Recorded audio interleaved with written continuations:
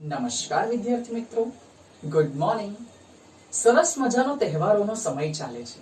ગઈકાલે શ્રી કૃષ્ણ ભગવાનનો જન્મદિવસ એટલે કે જન્માષ્ટમી ગઈ, રક્ષાબંધન ગઈ, હવે 15મી ઓગસ્ટ આવે છે એટલે કે વિદ્યાર્થી મિત્રો તહેવારોનો સમય ચાલે છે। પણ આ તહેવારોના સમયની અંદર આપણા બે વિષયની પરીક્ષા પણ આવે છે। હાલનું જે 8 તારીખ પછીનું જે ટાઈમ ટેબલ મુકાયું તેની અંદર જો તમે જોયું હોય તો બે વિષયની પરીક્ષા આવે છે, જેમાંથી એક મેથ્સ અને એક સાયન્સ આપણા સબ્જેક્ટની પણ પરીક્ષા છે। એટલે હાલમાં તમારા મનમાં ઘણા બધા પ્રશ્ન થતા હશે કે સર અમને ક્યારે માહિતી આપે કે કેટલા માર્ક્સની પરીક્ષા છે, કેટલું વાંચવાનું છે, બરાબર? તો વિદ્યાર્થી મિત્રો આપણી જે 27 તારીખે સાયન્સની એક્ઝામ છે એ પરીક્ષામાં કુલ 40 માર્ક્સનું પેપર આવશે। એ 40 માર્ક્સમાંથી 20 માર્ક્સના બે પાર્ટ આવશે। એમાંથી એક 20 માર્ક્સનો જે પાર્ટ છે તે એમસીક્યુ નો છે અને એક 20 માર્ક્સનો પાર્ટ છે તેની અંદર ડિસ્ક્રિપ્શન છે, એટલે કે ભાઈ લખવાનું છે, બરાબર? એટલે આ રીતની સિસ્ટમ છે। બીજો મનમાં પ્રશ્ન થતો હશે કે સર આ એક્ઝામની અંદર વાંચવાનું શું? તો બાળકો આ એક્ઝામની અંદર આપણો પહેલો પાઠ પાક ઉત્પાદન અને વ્યવસ્થાપન એ પૂરેપૂરો વાંચવાનો છે અને આપણો બીજો પાઠ સૂક્ષ્મજીવ આપણા મિત્ર અને શત્રુ એ પાઠમાં પેજ નંબર 21 સુધી ધ્યાનથી સાંભળજો।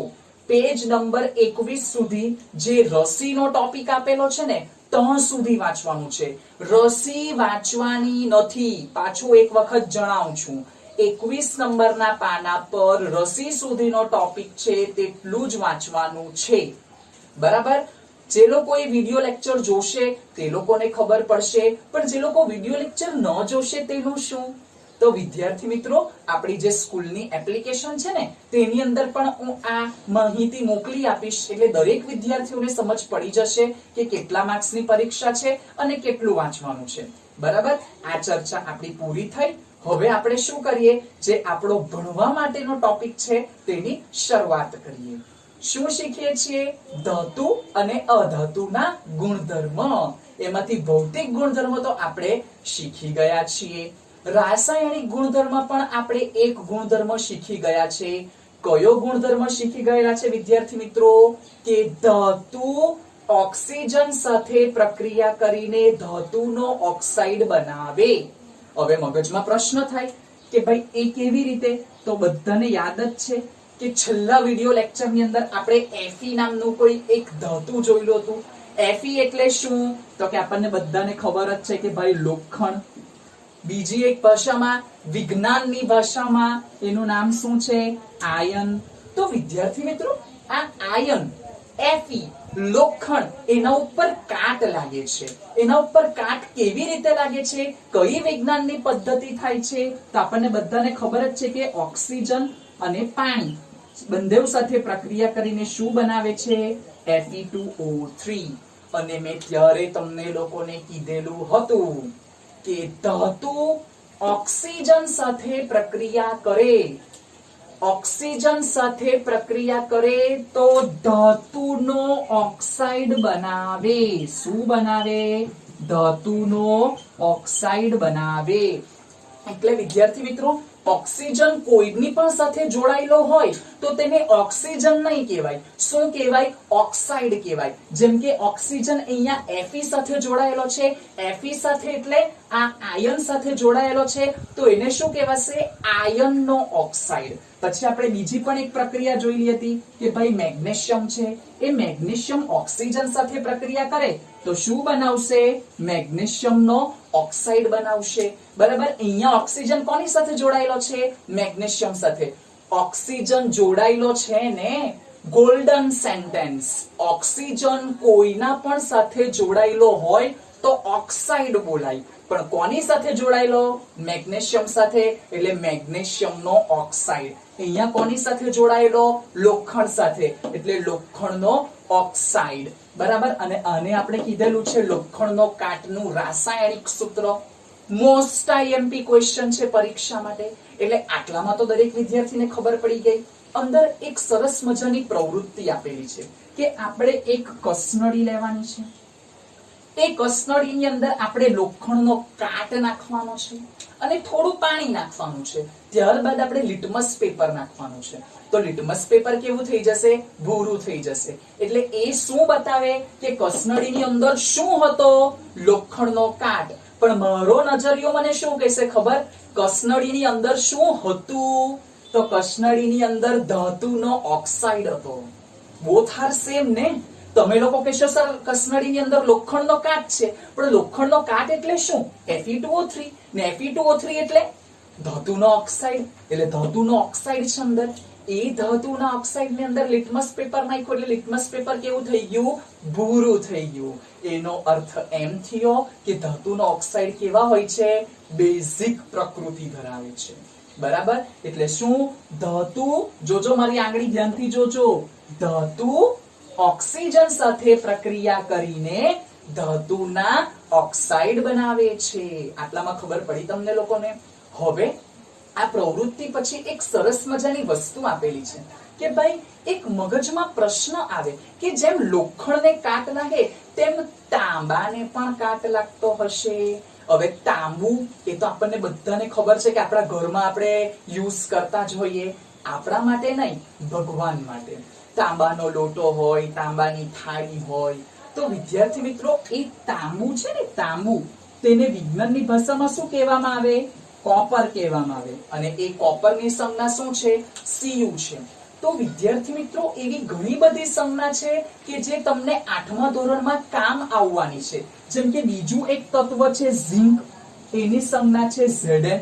પછી એક અલગ આવે કાર્બોનેટ નામનું.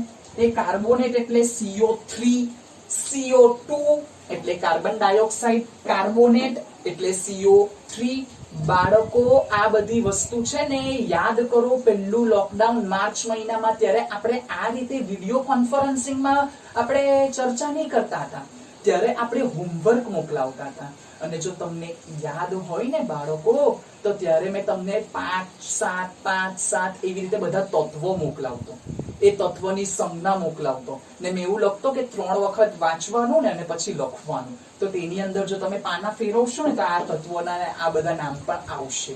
એ કેમ ત્યારે મોકલાવતો, કયા સમયે ઉપયોગમાં આવવાનો ખબર પડે તમને લોકોને? આ હાલમાં ઉપયોગમાં આવે એટલા માટે મેં તમને લોકોને ત્યારે મોકલાવેલા હતા. બરાબર? નહીં યાદ રહેલા હોય તો પાછું નોટબુક ખોલીને એક વખત જોઈ લેજો. બરાબર? તો હવે વાત શાની છે કે ધાતુ ઓક્સિજન સાથે પ્રક્રિયા કરીને ધાતુનો ઓક્સાઇડ બનાવે. એના 2 ઉદાહરણો તો આપણે જોઈ ગયા, પણ આપણે હવે કયું ઉદાહરણ જોવાના? ધાતુ ઓક્સિજન સાથે પ્રક્રિયા કરીને ધાતુનો ઓક્સાઇડ બનાવે તેનું ઉદાહરણ નંબર 3. તાંબા પર પણ કાટ લાગે. શું તાંબા પર લોખંડ જેવો કાટ લાગે? ના વિદ્યાર્થી મિત્રો, તાંબા ઉપર જો તમને ખબર હોય ને તો લીલાશ પડતું એક પડ જામી જાય. તો એ જે લીલાશ પડતું પડ જામી જાય ને, બરાબર, એ શું છે? જેમ લોખંડનો કાટ એટલે Fe2O3 છે, તો તાંબાની ઉપર જે લીલા કલરનું પડ લાગે તે શું છે? તો તેના વિશે આપણે ચર્ચા કરીએ. તો દરેક વિદ્યાર્થી મિત્રો અહીંયા ધ્યાન આપશે.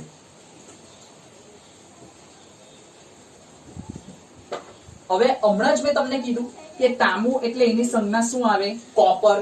Cu સ્વાભાવિક છે, પાણીના કોન્ટેક્ટમાં તો આવવાનું જ. કઈ રીતે પાણીના કોન્ટેક્ટમાં આવવાનું? કેમ કે આપણે એને સાફ કરવાના, તો પાણીનો તો ઉપયોગ થવાનો જ છે. ત્યાર પછી પાણી, બીજું હવામાં કયો વાયુ રહેલો છે? ઓક્સિજન વાયુ રહેલો છે, એટલે ઓક્સિજન સાથે પણ કોન્ટેક્ટમાં આવવાનું. ત્યાર પછી હવાની અંદર આપણને ખબર છે કે કાર્બન ડાયોક્સાઇડ પણ આવેલો છે. બરાબર છે? એટલે હવે અહીંયા પ્રક્રિયા થશે. ધ્યાન આપજો. આ Cu એટલે શું છે? કોપર. કોપરનું, તાંબાનું કોઈ વાસણ પાણીના કોન્ટેક્ટમાં આવ્યું, હવામાં રહેવાનું, એટલે ઓક્સિજન, કાર્બન ડાયોક્સાઇડ તો અંદર એના કોન્ટેક્ટમાં તો આવવાના જ છે. એટલે હવે શું થશે વિદ્યાર્થી મિત્રો? કંઈક આવું બનશે. અને શું વંચાય ખબર? CuOH twice plus CuCO3. There are lots of questions in our mind. ઘણા બધા પ્રશ્નો આવ્યા હશે મગજની અંદર કે સર આ બધું તો અમને ખબર પડી ગઈ, પણ આ શું છે? આ અમને ખબર પડી કે ચાલો કોપર છે. આ CO3 એટલે અમને ખબર પડી કે હમણાં જ તમે અમને કીધું કે કાર્બોનેટ છે, પણ આ શું છે? વિદ્યાર્થી મિત્રો, મેં તમને લોકોને એક વસ્તુ કીધી કે ઓક્સિજન જો કોઈની પણ સાથે જોડાય તો શું બનાવે? ઓક્સાઇડ બનાવે. તો હવે મને અહીંયા એમ કેવું કે ઓક્સિજન કોની સાથે જોડાયેલો છે? હાઇડ્રોજન સાથે જોડાયેલો છે. જરાક અહીંયા ધ્યાન આપજો. આ O અને આ H. અહીંયા ધ્યાન આપશે દરેક વિદ્યાર્થી. આ O અને આ H. અહીંયા O એટલે શું છે આપણને બધાને ખબર છે, ઓક્સિજન, અને H એટલે શું છે આપણને બધાને ખબર છે કે હાઇડ્રોજન. તો બાળકો, આ હાઇડ્રોજનની સાથે કોણ જોડાયેલું છે? ઓક્સિજન જોડાયેલું છે. હાઇડ્રોજનની સાથે કોણ જોડાયેલું છે? ઓક્સિજન. ઓક્સિજન કોઈની પણ સાથે જોડાય તો મેં હમણાં જ બોલી ગયો થોડાક સમય પહેલા કે ઓક્સાઇડ થઈ જાય. તો હાઇડ્રોજન પણ ઓક્સિજન સાથે જોડાયો એટલે હાઇડ્રોજન, જોજો ધ્યાન આપજો, હાઇડ્રોજન પ્લસ ઓક્સાઇડ. ખબર પડે છે? Hydrogen plus oxide. સંધિ ભેગી કરવાની છે, શબ્દોને જોડીને એક નવો શબ્દ બનાવવાનો છે. Hydrogen plus oxide. Hydrogen plus oxide. Hydroxide. શું બન્યો? હાઇડ્રોક્સાઇડ. એટલે કે ઓક્સિજન અને હાઇડ્રોજન જો કોઈની પણ સાથે જોડાય તો શું થશે? ઓક્સિજન તો ઓક્સાઇડ થઈ જવાનો, અને આ હાઇડ્રોજન એટલે એ બે શબ્દોને જો આપણે જોડીએ તો શું બનશે? હાઇડ્રોક્સાઇડ બનશે. શું બનશે? હાઇડ્રોક્સાઇડ. હવે અહીંયા આપણે જોઈ શકીએ કે આનું નામ તો આપણને બધાને ખબર જ છે કે શું છે? કોપર છે. અને આ OH નું નામ શું છે? હાઇડ્રોક્સાઇડ છે. હવે આ OH નું નામ હાઇડ્રોક્સાઇડ કેવી રીતે આવ્યું તેના વિશેની માહિતી મેં તમને અહીંયા આપી. મેં તમને ડાયરેક્ટ નથી કીધું કે આનું નામ કોપર હાઇડ્રોક્સાઇડ. આપણે પહેલા સમજ્યા છે કે ભાઈ આનું નામ કેમ હાઇડ્રોક્સાઇડ છે, કે હાઇડ્રોજન પ્લસ ઓક્સાઇડ. કેમ ઓક્સાઇડ? કારણ કે ઓક્સિજન કોઈ સાથે જોડાયું એટલે નામ શું થઈ ગયું? Copper hydroxide. બીજું, આનું નામ પણ અહીંયા કોપર જ છે. અને આ CO3 એટલે મેં તમને લોકોને કીધેલું છે કે CO3 એટલે શું? કાર્બોનેટ. આ CO3 એટલે કાર્બોનેટ, એ પણ મેં તમને જણાવી ગયો. એટલે CuOH ટ્વાઇસ એટલે કોપર હાઇડ્રોક્સાઇડ પ્લસ CuCO3 એટલે કોપર કાર્બોનેટ. વિદ્યાર્થી મિત્રો, આ ત્રણ જે છે ને, આ ત્રણ શું છે? ભેજવાળી હવા. આપણને બધાને ખબર છે કે લોખંડને પણ ભેજવાળા વાતાવરણમાં ખુલ્લું મૂકીએ ને તો એની અંદર કાટ લાગી જાય છે. એક્ઝેક્ટલી એ જ રીતે તાંબા પર પણ આ ત્રણ કોન્ટેક્ટમાં આવે તો કાટ લાગે છે, લીલા રંગનું પડ જામે છે. તો એ લોખંડનો કાટ એટલે તો Fe2O3 થઈ ગયો. તો આ તાંબાની ઉપર જે લીલા કલરનું પડ લાગી ગયું તે શું છે? તો વિદ્યાર્થી મિત્રો, એ શું છે? આ બે વસ્તુનું મિશ્રણ છે. કઈ બે વસ્તુનું મિશ્રણ? કોપર હાઇડ્રોક્સાઇડ અને કોપર કાર્બોનેટ. હવે હું ડાયરેક્ટ તમને કહી દેતે કે ભાઈ તાંબાની ઉપર જે લીલા કલરનું પડ જમેલું છે તે કોપર હાઇડ્રોક્સાઇડ અને કોપર કાર્બોનેટનું મિશ્રણ છે. ખબર પડતે તમને લોકોને? What is copper carbonate? What is copper hydroxide? મારે તમને સમજાવવું પડે બાળકો કે ભાઈ કોપર હાઇડ્રોક્સાઇડ એટલે આ. કેમ હાઇડ્રોક્સાઇડ? OH એટલે કેમ હાઇડ્રોક્સાઇડ તે મેં તમને સમજાવ્યું. હું તમને પ્રૂફ આપીને સમજાવું છું કે આ Cu એટલે કોપર, OH એટલે હાઇડ્રોક્સાઇડ. કેમ OH એટલે હાઇડ્રોક્સાઇડ તેની માહિતી અહીંયા આપી. Cu એટલે કોપર, CO3 એટલે કાર્બોનેટ. CO3 એટલે કેમ કાર્બોનેટ? તો કે ભાઈ એ તમે આગલા ધોરણમાં જઈને શીખશો.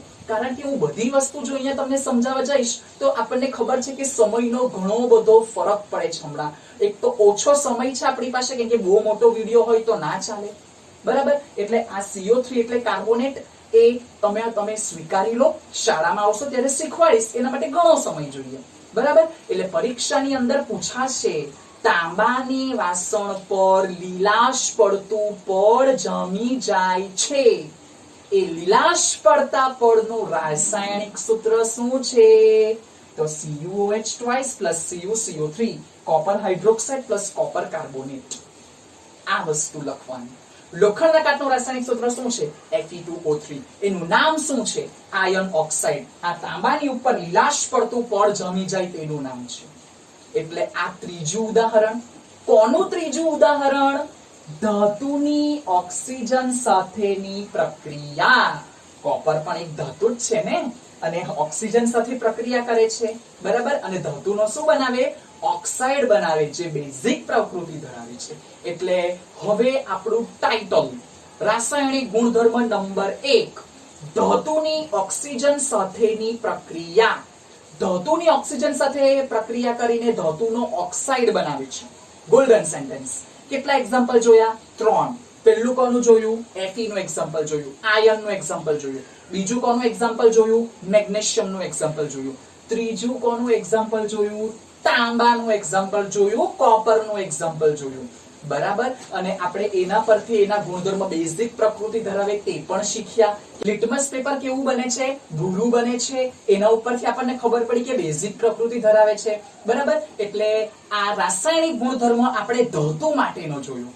હવે નેક્સ્ટ વિડિયો લેક્ચર ની અંદર આપણે કોનો રાસાયણિક ગુણધર્મ જોવાના છે? અધાતુનો. જેમ ધાતુએ ઓક્સિજન સાથે પ્રક્રિયા કરીને ધાતુનો ઓક્સાઇડ બનાવ્યો, એક્ઝેક્ટલી એ જ રીતે અધાતુ ઓક્સિજન સાથે પ્રક્રિયા કરીને અધાતુનો ઓક્સાઇડ બનાવશે, બરાબર. એના વિશેની ચર્ચા નેક્સ્ટ વિડિયો લેક્ચરમાં કરીએ. એટલે આજના વિડિયો લેક્ચરની અંદર આપણે આ કોપર વિશેની ચર્ચા કરી, લીલાશ પડતું પડ જામી ગયું તેના વિશેની ચર્ચા કરેલી છે, બરાબર. મારે તમને લોકોને બધી વસ્તુ એકી સાથે નથી સમજાવી દેવી, કારણ કે બાળકો આ બધું તમે પહેલી વાર શીખો છો, એટલા માટે આપણે એકદમ ધીમેથી આ બધી વસ્તુ સમજવાનો પ્રયત્ન કરવાનો છે. એટલે આ વસ્તુ આપણે આજના વિડિયો લેક્ચરની અંદર શીખ્યા. નેક્સ્ટ વિડિયો લેક્ચરની અંદર આપણે બીજી નવી વસ્તુ શીખવાના છે. અને આ પાઠની અંદર આપણને ઘણો બધો સમય લાગશે, કારણ કે ઘણી બધી નવી વસ્તુ આવે છે, નવી વસ્તુ આવે છે. એટલે આપણે ધીમેથી શીખવી પડશે, બરાબર. અને સમયનો પણ અભાવ છે. એટલે આજના વિડિયો લેક્ચર ની અંદર આપણે આ વસ્તુ જ રાખીએ. નેક્સ્ટ વિડિયો લેક્ચર ની અંદર આપણે બીજી નવી વસ્તુ શીખીશું. ત્યાર સુધી મારા દરેક વિદ્યાર્થી મિત્રોને લાસ્ટમાં stay home and stay safe.